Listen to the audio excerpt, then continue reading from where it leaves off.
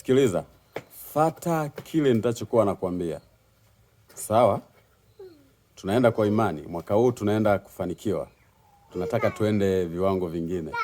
Fata kile nitachokuwa nakwambia. Shika simu yako, watafute wale watu ambao wanakwambia leo tunaenda kunywa wapi. Futa namba zao, block kabisa. Angalia tena, watafute wale watu ambao huwa wanakuambia weekend hii tuna spend wapi. Futa namba zao. Amen.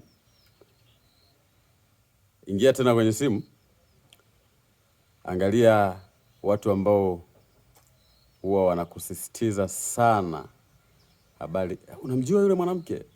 Unamjua yule mwanaume? Unajua ile nilishafanya hivi, kaenda karudi. Chukua namba zao, futa.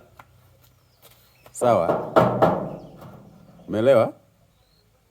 Bakiza watu wachache kwenye simu yako ambao ukipiga simu hata usiku wa manane ukiwaambia unaumwa wanafika. Ambao ukisema kijijini kwetu kuna shida 1 2 3 hawata kuchangia nauli, watasema twende wote. Bakiza wale watu ambao wao wanakupigia simu. Mavondo uko wapi? Niko sehemu fulani. Kuna mchongo sehemu fulani. Twende tukafanye. Bakiza wewe. Kwenye simu yako utabakiza kama si watu 2 3. Ukiongeza na namba ya mama yako na baba yako, kaka yako, dada yako, utakuwa na watu 10. Una watu kwenye simu 800. Ukiwa na shida ya shilingi 50,000, unaingia kwenye application za simu ili ukope hela. Hao watu hawana faida. Delete, futa. Kwenye maisha hatuhitaji watu, tunahitaji watu muhimu ambao wanaweza kutembea na sisi wakati wa shida, ambao wanaweza kutembea na sisi ili tufanikiwe. Tunahitaji watu smart.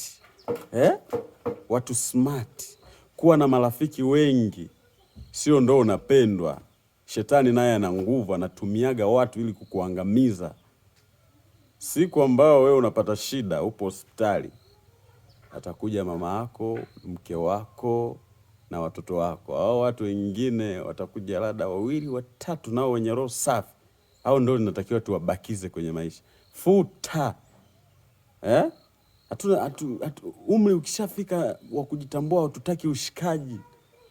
Hatutaki ushikaji, tunataka watu muhimu.